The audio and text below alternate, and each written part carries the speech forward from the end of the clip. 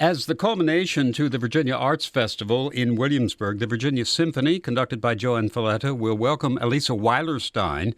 And there's going to be a wonderful concert at the Williamsburg Lodge on Sunday evening at 7 p.m., holding some fireworks music of Handel, the Tchaikovsky tribute to Mozart, his Mozartiana suite, and the great Dvorak Cello Concerto. And we're talking today with Joann Falletta about this concert, which I know is very exciting for a variety of reasons, Joann. First of all, it is sort of the grand finale to the festival. Secondly, it's some wonderful music. And third, you get to welcome an outstanding young cellist. Have you worked with Alisa Weilerstein before at all? Dwight, no. I mean, you're absolutely right. I mean, we're excited about working with her. She's never been to our orchestra before. I've not worked with her, but I've heard for years wonderful things about her. So I'm personally excited. I know our musicians are too. And what better way to introduce her than with, well, the greatest cello concerto we have is Dvorak's. Exactly. And she feels that way too. I talked to her earlier in the week, and she says it was one of those pieces that she has wanted to play since she was about 8 or 9 years old. I'm sure. It's a masterpiece and just filled with such a true beauty and warmth and the special Dvorak kind of just love of humanity. Love exactly. Of yeah, Dvorak's music at its best cannot be topped for that warmth and that romanticism. You're right. You are right. And yet, as big as this piece is, it has a wonderful shape to it, a wonderful form, and it holds together very, very well.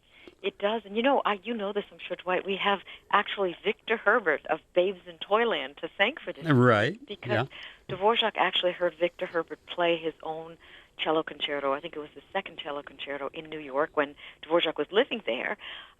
He went to a performance, and he said to Victor Herbert, I never knew a cello could sound like that as a solo instrument.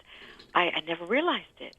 And based on that inspiration, he wrote this piece. And he began it, of course, when he was in New York, when he was in the United States. So it's as if this piece is, we all have a little part of this piece because it started its life here. Yeah, and it does really, like the New World Symphony and some of the chamber pieces, it does really have that Dvorak American feel. Not necessarily American, but Dvorak American. Yes, it does. I mean, there's a kind of a folk-like quality and also just a sense of human beings and a kind of love. And, of course, there's a little bit of tragedy in this piece, too, because at the very, very end, it was getting towards the end of the piece, he learned that his very beloved sister-in-law had died, Josephine. And he would really loved Josephine all of his life. And this was a great blow to him. And as a special tribute to her, he included then as a kind of coda, at the very end, her favorite song, which was a song he wrote for her, Lass mir allein, Leave Me Alone with My Dream That You Love Me.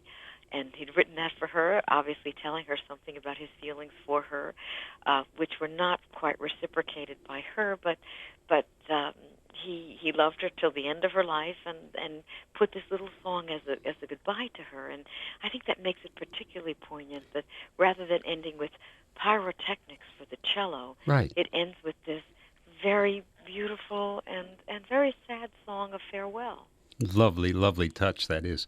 The work itself is a big, mature work, and it's usually handled by mature cellists, but at age, 27 or 28, I think Alisa Weilerstein is considered mature. Oh, and I'm sure that she's absolutely ready to play this piece with us. It's a piece that, as you said, she's been listening to and probably fallen in love with when she was a little girl and has heard many performances and many recordings. And hers will be unique. It will be who she is in her mid-20s, and what a wonderful thing for us to be a part of that. We're talking about a concert coming up this Sunday evening, 7 p.m. at the Williamsburg Lodge, the grand finale to the Virginia Arts Festival this year, which has just been a tremendous festival, as always. The number for tickets, 800-982-2787, or online, vafest.org.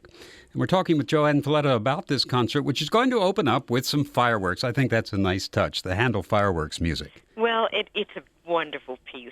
Handel wrote so many festive pieces for outdoor use for King George, of course, for whom he was court composer. My favorite is the fireworks music, and it's music of great celebration, of kind of sort English pomp in the most glorious way, and truly exciting music. And in the first performance, I think there you probably have read about this too, Dwight. There was a little accident. One of the fireworks displays went awry and actually burned down the royal pavilion, but the king escaped unharmed, luckily. But the music has lived on since then, and it's played so often because it's music of great vitality, rhythmic energy, and just excitement. We love playing it, and our woodwinds, I must say this, have a very special way of adding Baroque ornaments, particularly Sherry Aguirre, who is just fabulous at this, and so that they're playing it with the most imaginative, most it's affectionate and beautiful ornamentation. Wonderful. I just love to hear it. Wonderful. Well, Handel would certainly have approved. Absolutely, and it would have been done that way. But many orchestras have gotten out of the habit of that courageous adding of ornamentation, and our musicians are fearless, and some of the ornaments are just completely wild and ones that I just cherish hearing. So I hope people will pay special attention to listening to our woodwind section. Bravo to the section. And you're going to wrap up with Tchaikovsky's tribute to Mozart, which is interesting in a way because Mozart, one of the most classical of composers, and Tchaikovsky, one of the most romantic, and yet Tchaikovsky loved Mozart above all others. He did, and supposedly that was the final word that he whispered before he died, Mozart. So he did love Mozart, and in this piece he gets a little bit of that kind of classical proportion and elegance of Mozart by borrowing some of his themes, but treating them with a lot of romantic love. So it's a perfect combination of these two sensibilities, a tour de force for the orchestra, wonderful violin solo, wonderful clarinet solo, fantastic opportunity to hear how much Tchaikovsky loved Mozart. And to hear what our Virginia Symphony is capable of in the course of these three works. It is going to be a wonderful concert. We're certainly looking forward to it, and it's always a pleasure to talk with you, Joann, and we'll be looking forward to the concert coming up on Sunday evening. Thank you so much, Dwight. It's our last concert of the season, so we're really looking forward to it, too. All right, we'll be there. Thank you. Thank you.